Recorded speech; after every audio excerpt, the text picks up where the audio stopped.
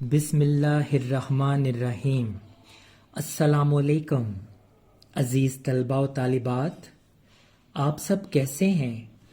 اللہ تعالی ہم سب کو اپنے حفظ و امان میں رکھے اور اپنی رحمتوں کے سائے میں جگہ دے، آمین۔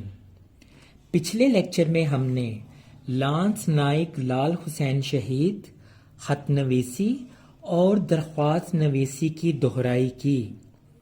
آج لیکچر نمبر 4 میں ہم نے دہرائی کے لیے جن موضوعات کا انتخاب کیا ہے وہ ہے نعت نظم، سبق کامچور، مکالمہ نویسی۔ تو سب سے پہلے نعت نظم کی جانب بڑھتے ہیں۔ جیسے کہ میں نے پہلے بھی بتایا کہ نعت سے مراد وہ نظم ہے جس میں حضرت محمد مصطفیٰ صلی اللہ علیہ وآلہ وسلم کی تعریف بیان کی گئی ہو۔ نعت نظم کی تشریح کی وضاحت سے پہلے صفحہ نمبر 7 پر درج الفاظ کے معنی بتاتا چلوں۔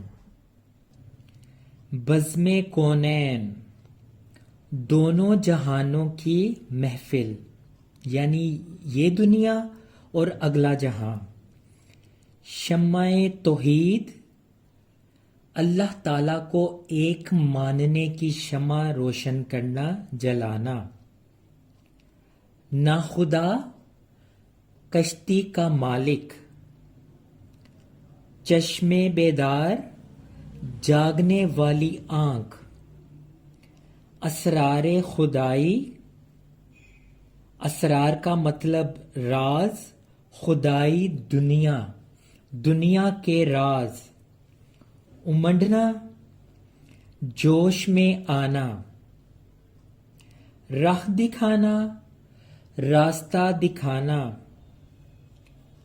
قافلے، مسافروں کا ایک گروہ جو سفر کے لیے ایک جگہ سے دوسری جگہ اکٹھے جائیں۔ پار لگانا، کنارے تک لے آنا۔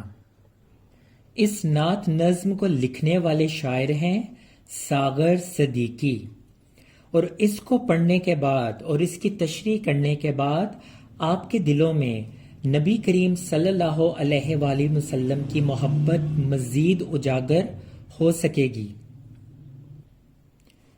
اب میں دہرائی کے لیے نعت نظم کے ہر شعر کی دوبارہ سے مختصر تشریح کروں گا تاکہ میرے پچھلے لیکچر اور آج کے دہرائی لیکچر سے آپ کو مزید اچھی طرح سمجھ آ جائے۔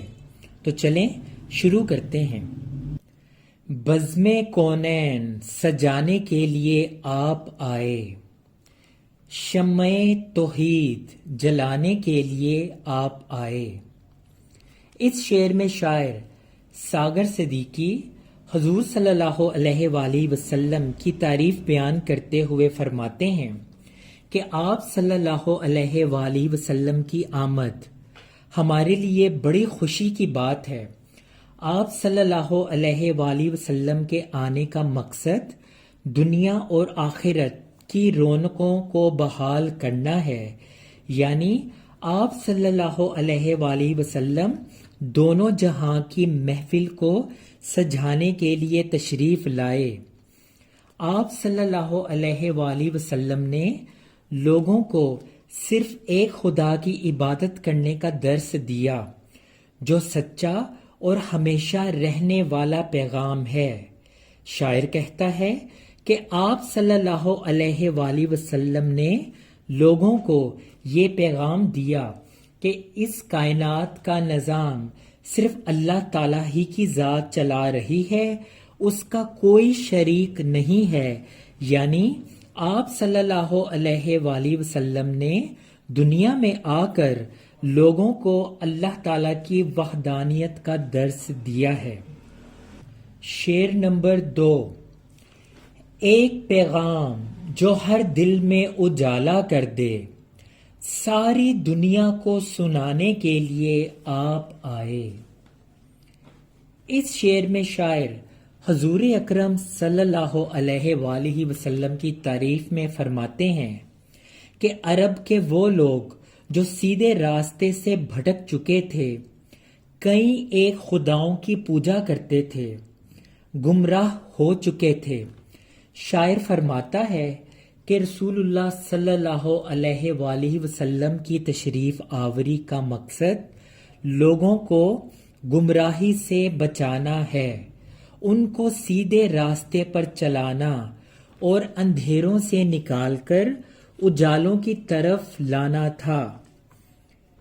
اس کے لیے آپ نے بھرپور دعوت دی، جس کے لیے کئی ایک مشکلات کا سامنا کر کے اللہ کا وہ پیغام جو دلوں کو منور کر دے آپ صلی اللہ علیہ وآلہ وسلم نے سنایا۔ نبی اکرم صلی اللہ علیہ وآلہ وسلم کی تشریف آوری کا ایک مقصد اللہ تعالیٰ کے اس پیغام کو پوری انسانیت تک پہنچانا تھا، تاکہ وہ گمراہی سے نکل کر ہدایت کی طرف آ جائیں، سیدھے راستے پر چلیں، برائیاں چھوڑ دیں۔ اس طرح آپ صلی اللہ علیہ وآلہ وسلم کی ذات مبارکہ ہی پوری کائنات کی ہدایت کا موجب بنی۔ شعر نمبر 3۔ ایک مدت سے بھٹکتے ہوئے انسانوں کو ایک مرکز پہ بلانے کے لیے آپ آئے۔ اس شعر میں شاعر کہتے ہیں، حضور اکرم صلی اللہ علیہ وآلہ وسلم کے تشریف لانے سے پہلے ایک عرصے سے انسانیت گمراہی کے اندھیروں میں غرق ہو چکی تھی، خدا کو بھول چکی تھی، ہر کوئی اپنا راستہ بھول چکا تھا، کوئی بتوں کی پوجا کرتا تو کوئی چاند ستاروں سورج کی، تو کوئی آگ اور درخت کو اپنا خدا مانتا۔ لوگ شرک میں مبتلا ہو چکے تھے۔ اس کے علاوہ ان میں ناپ تول میں کمی، لوٹ مار، قتل و غارت، عورتوں کی عزت نہ کرنا، بچیوں کو زندہ دفن کر دینا، غلاموں غریبوں کے ساتھ برا سلوک کرنا جیسی برائیاں موجود تھیں۔ آپ صلی اللہ علیہ وآلہ وسلم نے تشریف لا کر ان کو ایک خدا کی طرف بلایا، ان کو اس مرکز کی دعوت دی جو سب کے لیے ہدایت اور آخری زندگی میں بھی نجات کا باعث تھا۔ المختصر، آپ صلی اللہ علیہ وآلہ وسلم تمام انسانیت کی برائیاں ختم کرنے اور ایک اللہ کی عبادت کرنے کی دعوت دینے کے لیے تشریف لائے۔ شعر نمبر 4۔ ناہدا بن کے امڑتے ہوئے طوفانوں میں کشتیاں پار لگانے کے لیے آپ آئے۔ شعر نمبر 4 کی تشریح میں شاعر فرماتے ہیں کہ حضور اکرم صلی اللہ علیہ وآلہ وسلم کی آمد سے قبل عرب کے حالات انتہائی جہالت پر مبنی تھے۔ وہ کون سی برائی تھی جو ان لوگوں میں موجود نہ تھی؟ لوگ شرک کرتے تھے، بتوں، چاند، ستاروں، آگ، درختوں کی پوجا ہوتی تھی۔ انسانیت کا کوئی معیار نہ تھا، بلکہ انسانیت حیوانیت میں تبدیل ہو چکی تھی۔ دوسرے لفظوں میں عرب کے لوگ ایسی جہالت والی کشتی میں سوار تھے جو ان کو گمراہی کے راستے پر لے کر جا رہی تھی۔ اس کشتی کا کوئی ملاح نہ تھا، کوئی مالک نہ تھا جو گمراہی کے بھنور میں پھنسی کشتی کو کنارے تک لے جاتا۔ ایسے میں حضور اکرم صلی اللہ علیہ وآلہ وسلم کی تشریف آوری انسانیت کے لیے رحمت ثابت ہوئی۔ شاعر نے حضور صلی اللہ علیہ وآلہ وسلم کو امت کی کشتی چلانے والا یعنی رہنما کہا ہے، رہنمائی کرنے والا۔ آپ صلی اللہ علیہ وآلہ وسلم نے ان کو ایک خدا کا درس دیا، اس گمراہی کے طوفان سے نکالا، ہدایت کا راستہ بتایا۔ آپ نے بھٹکتی ہوئی انسانیت کی ہدایت کی طرف رہنمائی کی اور ان کو گمراہی کے طوفانوں سے نجات دلا کر پار لگایا۔ شعر نمبر 5۔ قافلے والے بھٹک نہ جائیں منزل سے کہیں، دور تک راہ دکھانے کے لیے آپ آئے۔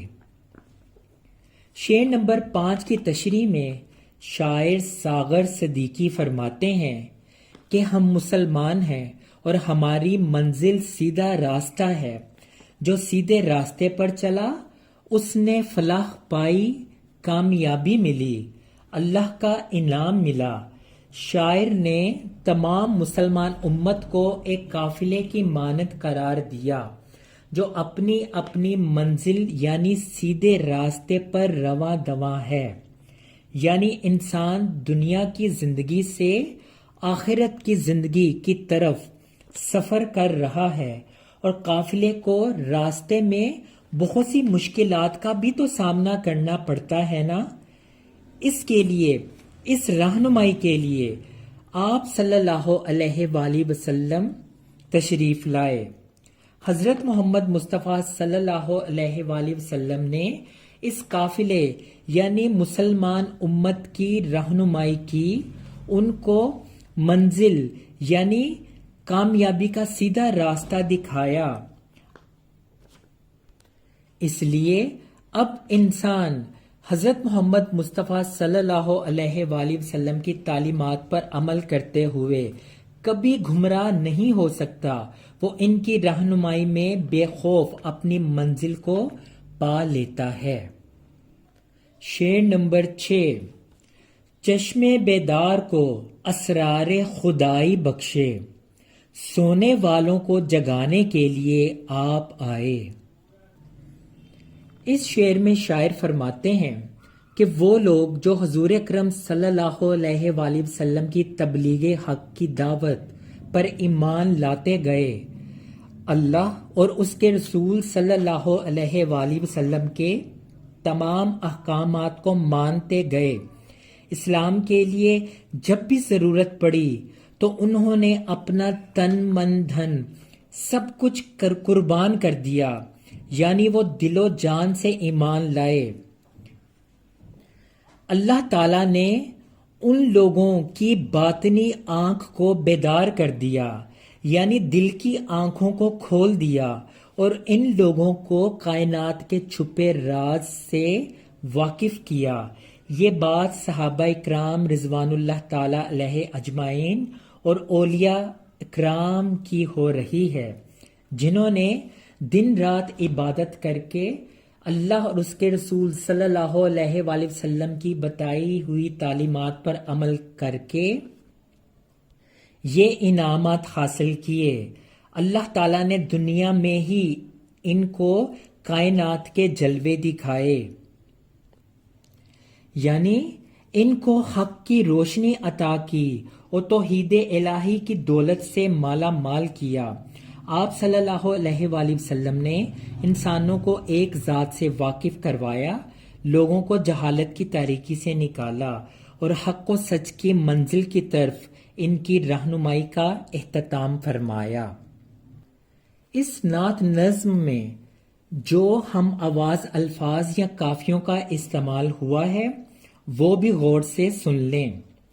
سجانے، جلانے، سنانے، بلانے، پاڑ لگانے، رخ دکھانے، جگانے، یہ الفاظ ایسے ہیں جو ہم آواز یا اس نظم کے قافیے ہیں۔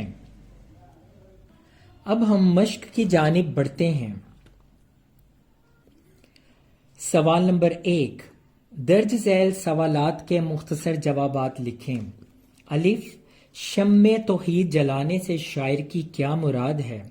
اس سے شاعر کی مراد یہ ہے کہ آپ صلی اللہ علیہ وآلہ وسلم نے دنیا میں آ کر ایک خدا کی عبادت کی دعوت دی، اللہ تعالیٰ کی وحدانیت کو اجاگر کیا۔ ب، نبی کریم صلی اللہ علیہ وآلہ وسلم کون سا پیغام سنانے کے لیے آئے؟ جواب، نبی کریم صلی اللہ علیہ وآلہ وسلم دین اسلام کا پیغام لے کر آئے۔ جیم، حضرت محمد صلی اللہ علیہ وآلہ وسلم کون سی بزم سجانے کے لیے تشریف لائے؟ جواب، حضرت محمد صلی اللہ علیہ وآلہ وسلم بزم کونین یعنی دونوں جہانوں کی محفل کو سجانے کے لیے تشریف لائے۔ دال، آخری شعر میں سونے والوں کو جگانا کے الفاظ استعمال ہوئے ہیں، آپ ان کا مطلب بتائیے۔ جواب، اس سے مراد یہ ہے کہ جو لوگ خواب غفلت یعنی گمراہی میں پڑے تھے، آپ صلی اللہ علیہ وآلہ وسلم نے آ کر انہیں جگایا، گمراہی سے نکال کر ہدایت کی طرف ان کی رہنمائی کی۔ سوال نمبر 2، الف جز نعت میں سے لیے گئے درج ذیل الفاظ کی مدد سے جملے مکمل کریں۔ میرے عزیز طلبہ، آپ نے ان جملوں کو اچھی طرح سے پڑھ کر دیکھنا ہے کہ کون سا لفظ کس جملے کے لیے مناسب ہے، یہ آپ نے خود سے تحریر کرنا ہے۔ سوال نمبر 2، جز بے، دیے گئے الفاظ میں سے مناسب لفظ کا انتخاب کر کے خالی جگہ پر کریں۔ حصہ بے میں بھی ہر جملے کے سامنے 2 الفاظ درج ہیں، آپ نے ان میں سے ایک درست لفظ کا انتخاب کر کے خالی جگہ کو پر کرنا ہے۔ سوال نمبر 3، نعت نظم کے مطابق مناسب لفظ کی مدد سے مصرعے مکمل کریں۔ آپ نے نعت کی مدد سے ان اشعار کو مکمل کرنا ہے۔ سوال نمبر 4، درج ذیل الفاظ کی جمع لکھیں۔ کشتی، کشتیاں، طوفان، طوفانوں، مرکز، مراکز، منزل، منازل، قافلہ، قافلے۔ سوال نمبر 5، درج ذیل الفاظ کو اپنے جملوں میں اس طرح استعمال کریں کہ ان کا مفہوم واضح ہو جائے۔ توحید، قافلہ، پیغام، مدت، منزل، جبکہ جملے آپ خود تحریر کریں گے۔ سوال نمبر 6، درج ذیل الفاظ میں سے مذکر اور مؤنث الفاظ الگ الگ کریں۔ پیغام، مرکز، شمع، بزم، منزل، مرکز۔ آپ نے دیکھنا ہے کہ ان میں سے مذکر الفاظ کون سے ہیں اور مؤنث الفاظ کون سے ہیں۔ سوال نمبر 7، اس نعت کا خلاصہ اپنے الفاظ میں تحریر کریں۔ اب آپ کو یقیناً خلاصہ لکھنے کی پریکٹس ہو چکی ہوگی۔ آپ نے اس نعت کا خلاصہ 7 سے 8 سطور میں لکھنا ہے۔ سوال نمبر 8، نیچے دیے گئے الفاظ کو ان کے متضاد الفاظ سے ملائیں۔ اجالا، جواب اندھیرا، جلانا، بجھانا، دور، نزدیک، سونا، جاگنا، توحید، شرک، دنیا، آخرت۔ سوال نمبر 9، اعراب کی مدد سے تلفظ واضح کریں۔ میں پورے تلفظ سے یہ الفاظ پڑھوں گا، آپ نے اس کے مطابق اس میں زبر، زیر، شد، مد، ان تمام باتوں کا خیال رکھنا ہے۔ مدت، بزم کونین، شمع توحید، دور، اسرار۔ سوال نمبر 10، نعت کے درج ذیل شعر میں مرکز سے شاعر نے کیا مراد لیا ہے؟ اس شعر میں مرکز سے مراد شاعر نے ہمارا پسندیدہ دین اسلام لیا ہے۔ اب کام چور سبق کی دہرائی کرتے ہیں۔ آپ کے سلیبس میں حصہ ادبیات کے علاوہ ایک اور کتاب ہے جس کا نام ہے کام چور۔ اس کا جو پہلا سبق ہے وہ ہے کام چور۔ اس کو لکھنے والی برصغیر کی بہت مشہور مصنفہ عصمت چغتائی ہیں۔ جیسا کہ نام سے ظاہر ہے کام چور مطلب کام نہ کرنے والا۔ یہ حقیقت ہے کہ جو لوگ کام سے جی چراتے ہیں وہ زندگی میں کبھی کامیاب نہیں ہوتے۔ کام کو احسن طریقے سے نبھانے والے ہی کامیاب ہوتے ہیں۔ اس کے ساتھ ساتھ یہ کہانی بچوں اور بڑوں کے ذہنوں کو بیان کرتی ہے کہ جب بڑے بچوں سے کام کی امید لگا بیٹھیں اور بچے چھوٹے ہونے کی وجہ سے اور نا تجربہ کار ہونے کی وجہ سے اس کو ٹھیک طرح سے نہیں نبھا پاتے تو ڈانٹ کھاتے ہیں، حالانکہ بچے اپنے طور پہ پوری کوشش کرتے ہیں۔ ان تمام باتوں کی عکاسی اس سبق کام چور میں بڑے مزاحیہ انداز سے کی گئی ہے۔ آج میں آپ کو کام چور سبق کی کہانی سنا کر اس کی دہرائی کرواؤں گا۔ آپ اس کہانی کو غور سے سنیے گا اور اپنے ذہنوں میں بھی بٹھائیں۔ اس کے ساتھ ساتھ آپ نے اس کتاب کے اس سبق کو بڑے غور سے پڑھنا ہے تاکہ آنے والی اسیسمنٹ میں آپ کے لیے مددگار ثابت ہو۔ میاں نے نوکری ختم ہونے اور پینشن شروع ہونے پر یہ فیصلہ کیا کہ گھر کا خرچہ کم کرنے کے لیے نوکروں کو نوکری سے نکال دیا جائے اور ان کی جگہ گھر کے موٹے موٹے بچوں سے کام کروایا جائے جو اتنے آرام طلب ہیں کہ ہل کے پانی بھی نہیں پیتے۔ اس پر بچوں کو احساس ہوا کہ آخر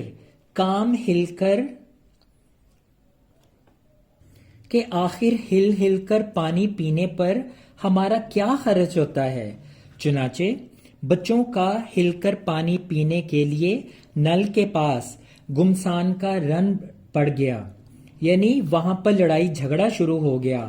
سراہیاں ادھر لڑکیں اور مٹکے ادھر، کپڑے شرح بور الگ۔ یہ دیکھ کر اماں جان بے حد ناراض ہو گئیں۔ اب بچوں کو کام کروانے کے لیے یہ شرط عائد کر دی گئی کہ جو گھر کا کام نہیں کرے گا اسے رات کا کھانا نہیں ملے گا۔ اس کے ساتھ ساتھ بچوں کو تنخواہ کا بھی لالچ دے دیا گیا۔ اب کیا تھا، کھانا نہ ملنے اور تنخواہ کے لالچ میں بچے کام کرنے کو تیار ہو گئے۔ سب سے پہلے فرشی دری پر جٹ گئے، دری کو کمرے کے اندر ہی جھٹکنا شروع کر دیا جس سے سارا گھر مٹی سے بھر گیا۔ مار مار کے سب کو کمرے سے باہر نکالا۔ پھر یہ طے ہوا کہ چلیں پیڑوں کو پانی دیتے ہیں۔ پانی دینے کے لیے گھر کے سارے برتن لوٹ لیے گئے۔ سب پانی کے لیے نل پر ٹوٹ پڑے۔ کیا مجال کسی کے حصے میں ایک بوند بھی پانی آیا ہو۔ اس پر گھر والوں نے بچوں کی وہ پٹائی کی کہ بچوں کی فوج برتن چھوڑ کر بھاگ نکلی۔ اب مرغیوں کو ڈربے میں ڈالنے کا سوچا گیا، مگر صاحب شاید ان مرغیوں کو بھی کسی نے ہمارے خلاف بھڑکا رکھا تھا۔ لاکھ کوشش کے باوجود ایک بھی مرغی ڈربے میں جانے کے لیے راضی نہ تھی۔ ادھر کسی کو یہ سوجھی کہ بقر عید کے لیے جو بھیڑیں گھر میں آئی ہیں وہ ضرور بھوکی ہوں گی، چلو لگے ہاتھ ان کو دانہ کھلاتے ہیں۔ دن بھر کی بھوکی بھیڑیں دانے کو دیکھ کر سب کی سب جھپٹیں تو بھاگ کر اپنا آپ بچانا مشکل ہو گیا۔ یہاں پر بھی ہمیں ناکامی کا منہ دیکھنا پڑا۔ یہ ان تمام باتوں سے گھر میں طوفان سا اٹھ کھڑا ہوا۔ ایسا لگتا تھا جیسے سارے گھر میں مرغیاں، بھیڑیں، ٹوٹے ہوئے تسلے، بالٹیاں، لوٹے، کٹورے، بچے سب بکھرے پڑے ہیں۔ یہ نظارہ دیکھ کر اماں جان نے اپنا سر پیٹ لیا۔ آپا جان چوکھٹ پر بیٹھ کر رونے لگیں۔ بڑی مشکل سے امن قائم کیا گیا۔ اماں جان آگرے جانے لگیں۔ ابا جان نے سب کو قطار میں کھڑا کر کے پوری فوج کا کورٹ مارشل کر دیا اور کہا کہ اگر کسی بچے نے گھر کی کسی چیز کو ہاتھ لگایا تو بس رات کا کھانا بند۔ یہ لیجئے، ان بزرگوں کو تو کسی کروٹ چین نہیں۔ ہم لوگوں نے بھی طے کر لیا، اب چاہے کچھ بھی ہو جائے ہل کر پانی بھی نہیں پئیں گے۔ مطلب پہلے بزرگوں نے کہا جو کام نہیں کرے گا اسے رات کا کھانا نہیں ملے گا، اب کہتے ہیں کہ جو کام کرے گا اسے رات کا کھانا بند۔ یہ کیسا انصاف ہے؟ چونکہ اس سبق کی کوئی مشق نہیں، میں نے پچھلے لیکچر میں خود ترتیب ہوئی مشق آپ کو بتائی، آپ نے اس کو اچھی طرح سے تیار کیا ہوگا، لہٰذا آپ دوبارہ سے اس کو اچھی طرح سے تیار کریں۔ اس کے ساتھ ساتھ جس طرح سے میں نے اس سبق کی کہانی آپ کو سنائی ہے، آپ اس سبق کو غور سے پڑھیں اور پڑھنے کے بعد خود سے اس کا خلاصہ بھی تیار کریں۔ اب چلتے ہیں مکالمہ نویسی کے طریقہ کار کی طرف۔ مکالمہ لکھنے کے لیے چند ضروری ہدایات کو آپ نے اپنے ذہن میں رکھنا ہے، جیسے مکالمے کا منظر نامہ، جیسے دو دوست جس جگہ مل رہے ہیں آپ اس جگہ کی وضاحت کر دیں، بازار میں مل رہے ہیں، اسکول میں، جماعت کے کمرے میں، گھر میں۔ السلام علیکم، آداب جیسے کلمات سے مکالمے کا آغاز کریں۔ بحث کے انداز میں لکھیں، اس لیے دونوں کردار متضاد سوچ رکھنے والے ہوں۔ دونوں فریقین اپنی بات ثابت کرنے کے لیے بھرپور دلائل کا استعمال کریں۔ مکالمے کے اختتام پر دونوں فریقین ایک دوسرے کی رائے پر اتفاق کریں۔ مکالمے میں کرداروں کی پیشہ ورانہ معلومات کا درست استعمال ہو۔ کرداروں کی گفتگو ان کی عمر، مرتبہ، جنس، تعلیم اور پیشے کے مطابق ہونی ضروری ہے۔ مکالمہ لکھتے وقت غیر ضروری بحث سے پرہیز کریں۔ مکالمے میں بحث آہستہ آہستہ پورے دلائل سے آگے بڑھائیں۔ اب جو آخری آپ کو بات بتانے لگا ہوں یہ سب سے اہم ہے۔ مکالمے میں جن باتوں پر نمبرز کاٹے جاتے ہیں وہ علامات وقف ہیں، جن کا ٹھیک طرح سے استعمال نہیں کیا جاتا، لہٰذا علامات وقف ان کی موجودگی ہی سے مکالمے میں حسن پیدا ہوتا ہے، جیسے ختمہ یعنی فل سٹاپ، سوالیہ کویسچن مارک، وقفہ سکتہ یعنی کوما، تفصیلیہ قوسین بریکٹس، واوین انورٹڈ کاماز اور ندایہ یعنی ایکسپلینیشن مارک۔ ان تمام باتوں کا خاص خیال رکھیں تاکہ مکالمہ لکھتے وقت آپ کے نمبرز نہ کٹیں۔ اب آپ قواعد و انشاء کی اردو کی کتاب کے صفحہ نمبر 71 پر آ جائیں اور مکالمہ نمبر 1 ڈاکٹر اور مریض کی گھر میں پریکٹس کریں، اس کی مشق کریں، اس کی دہرائی کریں۔ انشاءاللہ نئے لیکچر کے ساتھ آپ کی خدمت میں دوبارہ حاضر ہوں گا، تب تک اللہ حافظ، اللہ نگہبان۔